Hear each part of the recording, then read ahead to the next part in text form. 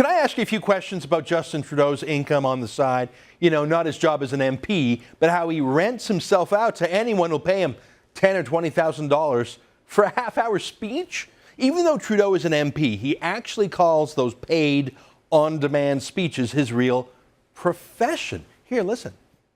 Will you have a problem, I mean, if he wants you to reveal how you got to these speaking engagements, whether you used your MP's points, how, you know, will you have a problem exposing I absolutely never used any House or parliamentary resources in any speaking engagements in any of my professional work. Professional work. Isn't that weird to hear an MP say that being an MP isn't his professional work? Selling it on the side for 20 grand a pop is his professional work. Since Trudeau first declared his campaign to become an MP a few years ago, he has billed those professional clients $966,500 for speeches. It's staggering. I got a few questions about this. First, at what dollar amount does paying a sitting MP to give a private speech for you become so obvious and ridiculous that no one actually believes the payment is truly for the speech, but rather just a way of laundering an outright gift to that politician in consideration for other favors? I mean, $20,000 for a half hour for this kind of blather? The electronics in our pockets, the food in our bellies, the clothes on our backs, we are drawing from every single corner of this planet.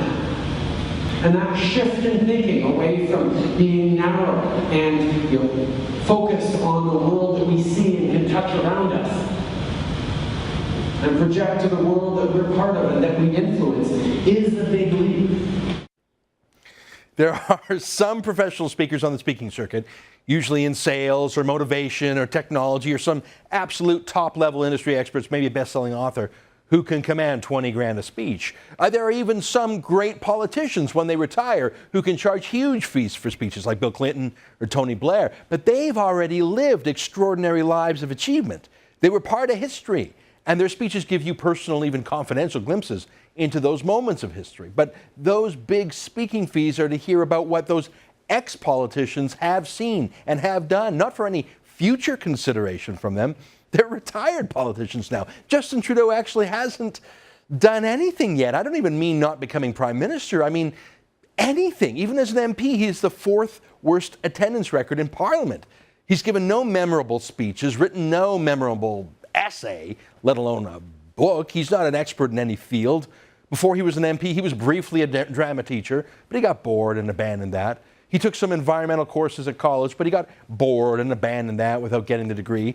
He sat on a couple of rich government boards, the Trudeau Foundation and Kitimavik, but they were just sinecures, not too different from his multi-million-dollar inheritance. At what price point could we all admit, look, Trudeau's not actually selling his cliche-ridden speeches about the children being the future of tomorrow? He's selling political access and friendship. Is it at 10 grand a speech? Is that the level that's too much? Is it 20 grand? If you think that's okay, how do you feel about 50 grand for a speech like that? How about $1 million? You okay with him charging $1 million? I mean, what's your rationale for being okay with him collecting 20 grand for a speech but not 200 grand? Would you also be okay with a cabinet minister selling a speech while he's still in office too? I mean, could the finance minister maybe accept $500,000 from a bank for a private chat? Could the defense minister sell a $500,000 speech to a company selling fighter jets? Of course not. You see my point. It is a conflict of interest. If it's okay to sell almost $1 million worth of speeches, as Trudeau has done in just 5 years, then all those mayors in Quebec who have been arrested and charged with corruption, accused of taking bribes, all they should have done is what Trudeau did: give a half-hour chat, no notes, just stream of consciousness, baffle gab about children being the future of tomorrow, and then issue an invoice. No bribery here, officer, just good, clean public speaking. It's a profession. Yeah, that's it. That's my point. Paying $20,000 to a no-accomplishment non-expert isn't about the speech. It's about the payment. Okay, but from whom? As you know, we've reviewed the speeches Trudeau has disclosed, and they fall into three main categories: charities, unions, and lobby groups. Let's take those in order. A number of registered charitable organizations paid Trudeau to speak to them, like the Grace Foundation in St. John, which paid Trudeau $20,000 plus tax to speak at a fundraiser, which wound up losing 21 grand. In other words, had Trudeau spoken for free, the charity would have broken even, maybe even made a few bucks. He actually charged them 20 grand plus. Or the Rotary Club in Etobicoke. They paid Trudeau $10,000. The Rotary Club?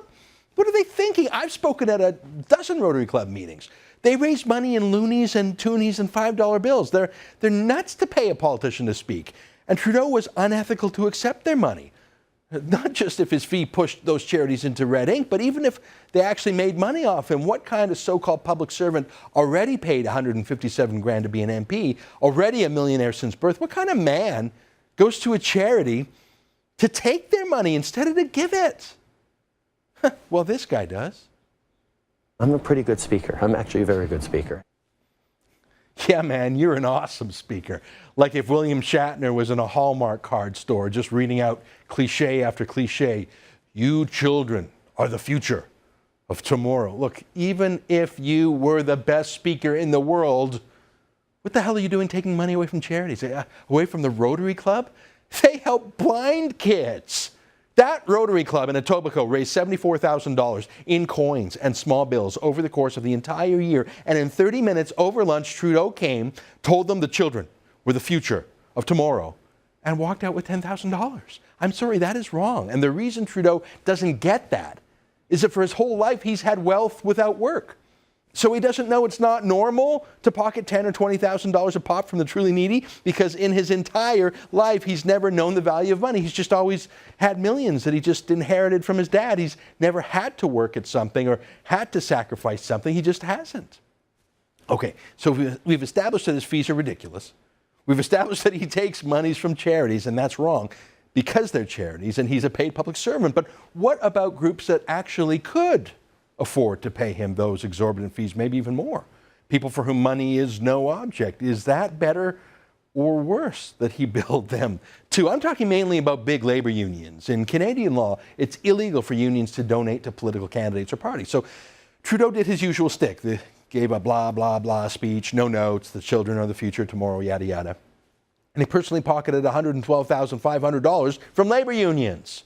I wonder if it's a coincidence that after having taken 6 figures from labor unions, that he's been such a vigorous opponent of Stephen Harper's proposed laws to bring increased financial disclosure to how unions spend their members' dues. Question, do you think that rich labor unions and rich companies that also paid Trudeau, do you think they were really interested in his children are the future of tomorrow blather? Or do you think they were more interested in having him toe their line on issues like labor laws? Which do you think is worth $112,500 to the unions, and which isn't? One more question. There are charities that can't afford Trudeau, but he took their monies anyways. There are unions that are prohibited from donating to Trudeau, the candidate, so he just pocketed their money as Trudeau, the professional speaker. But then there are all the industries that Trudeau had responsibility for as the Liberal critic for education these past years. Trudeau didn't attend Parliament much. He skipped a lot of votes. You know, that old wealth without work thing he grew up with. But on paper at least, and whenever he bothered to do some work, he was still the Liberal Party's official critic for schools and universities. Well, those universities and colleges paid him $77,000 for speeches, and then universities and colleges lobbied him on 5 separate occasions. Is that why Trudeau keeps calling for more tax dollars for his clients? Oh, I mean, his lobbyist friends, I mean for universities. What's weird is that Trudeau also built high schools, $205,000. Again, that's a conflict of interest for an MP critic for schools, but it also goes back to who the hell takes money out of the textbook fund or the band fund or the sports fund of a high school when you're a politician for a speech? Oh my God.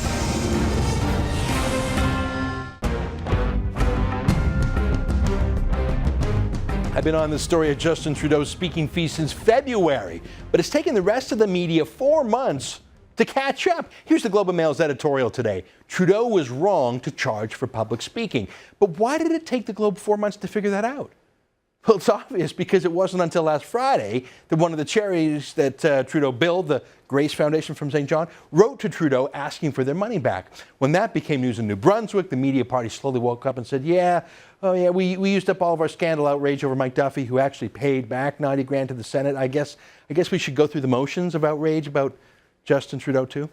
In other words, the media party was fine with Trudeau's profession of renting himself out to rich unions and billing charities, and then they didn't think that it was news until a poor charity basically shamed them into writing the story. And here's another point.